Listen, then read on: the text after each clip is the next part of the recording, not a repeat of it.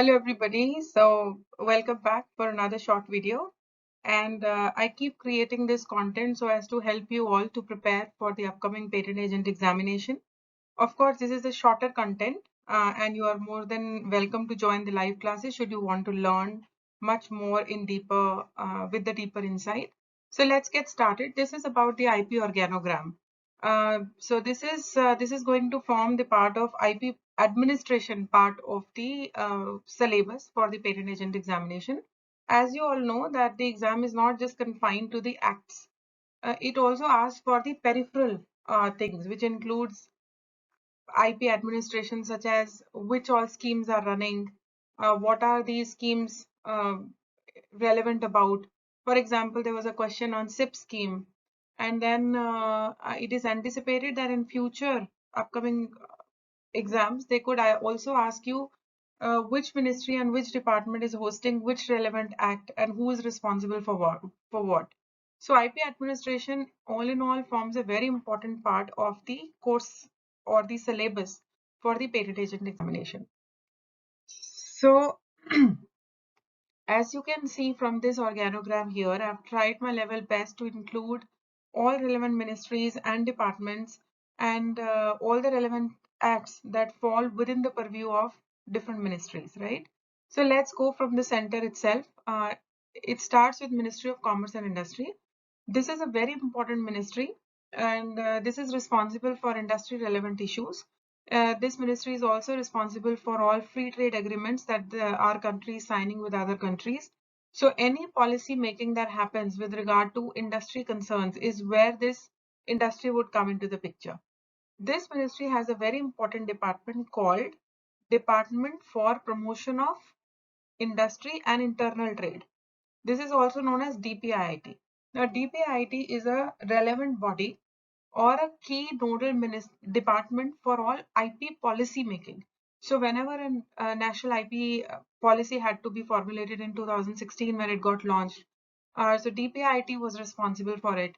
Whenever there would be any change in the national IPR policy, this department would take care of it.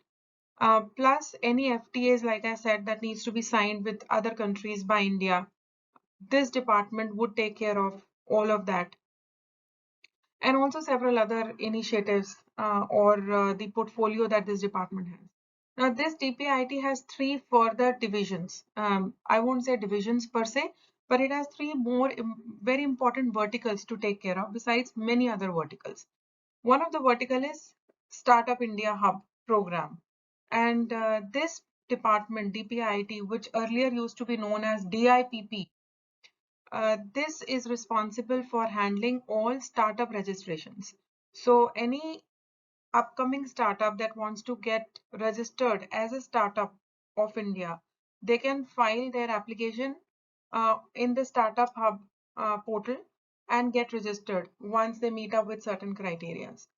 Once they register as an Indian startup, they get immediately eligible or beneficiary of Rule 24C of the Patents Act, which means they can ask for the subsidized fee for patent filing and for other relevant procedural fees, which is reduced for them by almost 80% or more than 80%. And they can also ask for expedited grant of their patent applications to final grant of patent, right? Now, DPIT also has an important vertical which is reporting to it, which is CGPDTM. This is the head of the Intellectual Property Office. Also, the full name is Controller of Patent Design and Trademarks, CGPDTM. So, CGPDTM has 5 different IP laws to take care of. So, CGPDTM would ensure that there is a grant of patents under the Patents Act and also dispose of any application that is not complying with the law and rejected. It is also responsible for registering designs. It will also grant registrations to different trademarks and geographical indications. Also, uh, the registry of Copyright Act falls directly within his purview now. Earlier, Copyright Act was used to be taken care by Ministry of HRD, which is Human Resource and Development. But with lot of industry advocacy, this was removed from MHRD and put under the supervision of Ministry of Commerce and Industry, which is where you find DPIT and then CGPDTM. Reason? Because Copyright Act, while being with the MHRD, was not given a key importance. Now, copyright is no more an academic endeavor. It is such a creative industry that it is actually contributing a lot to the country's GDP. So it also required a lot of attention and policy formulations and whatever amendments were required to bring it at par with the international norms, right? Our Copyright Act has anyway been very strong all the time. And by bringing it under the ambit of the Ministry of Commerce and Industry, that is under CGPDTM, it got its right seat, right? At its right importance as also with regard to other acts. It was very important. So this has finally happened few years ago. Also, CGPDTM takes care of RGNIPM, which is Rajiv Gandhi National Institute of Intellectual Property Management. Now, this is, we can call it as a think tank, we can call it as a training center for new examiners. So experts are invited from different fields to train examiners uh, of the Indian Patent Office or in the Indian Intellectual Property Office, I would say, because they are being trained on different aspects of the laws. Besides this, CGPDTM also launched initiative called as National Intellectual Property Awareness Mission, also known as NIPAM in its short abbreviation. NIPAM is carrying out every year mass awareness on the importance of intellectual property among school and colleges. Also, they host a lot of other relevant conferences for different sections of the society. Also, I must mention, while you can't see it in the slide right now, but CGPDTM also has IP Manthan. It's a very important initiative whereby conferences, webinars are organized by CGPDTM directly under his supervision, where experts are invited to discuss on contemporary IP issues. This may include AI and intellectual property.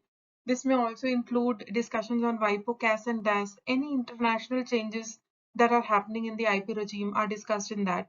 So it's a very important program. I think you must go through IP Manthan, different conferences, because in 2023 question paper, or I think in 2024 question paper of patent agent exam, there was a question based on IP Manthan's one of the conferences. So this is about the IP organogram as far as Ministry of Commerce and Industry is concerned. There are three more relevant ministries.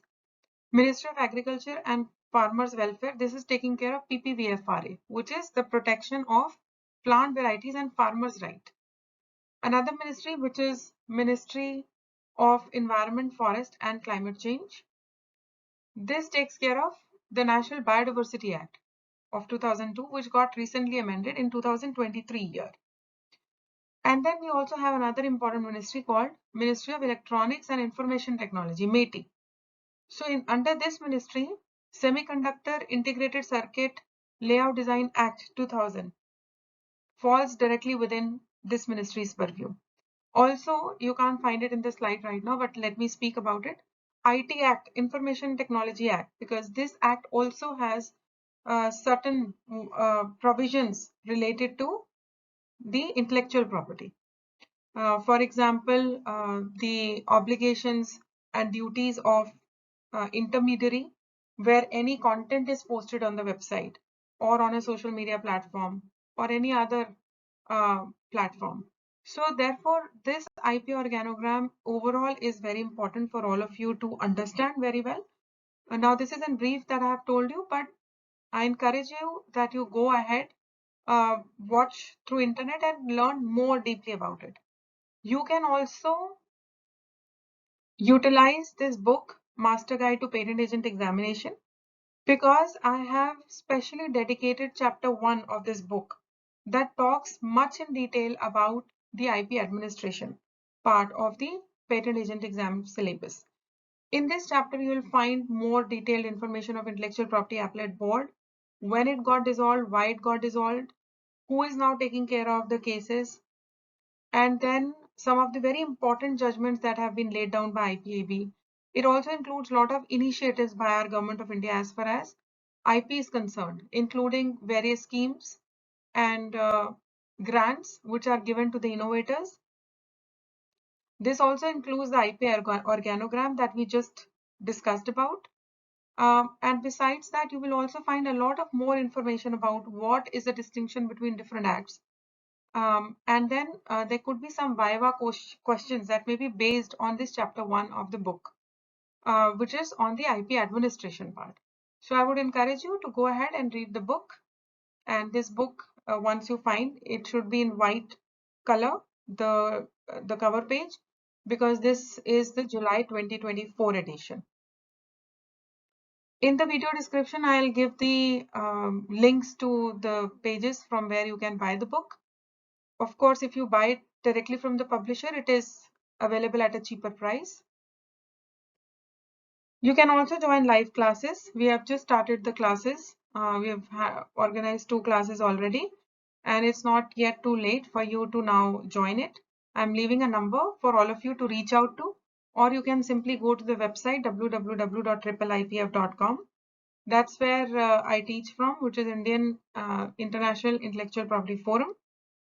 So I wish you all the very best with this, and see you soon in the live classes.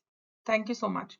And yes, please do not forget to subscribe. It's my request, because this will help me come up with more content and make me feel that you are actually watching the content which I'm making. And this definitely takes a lot of efforts, even if it's a short video of maybe 10 or 12 minutes, but it takes good amount of preparation. With this, I wish you all the very best once again.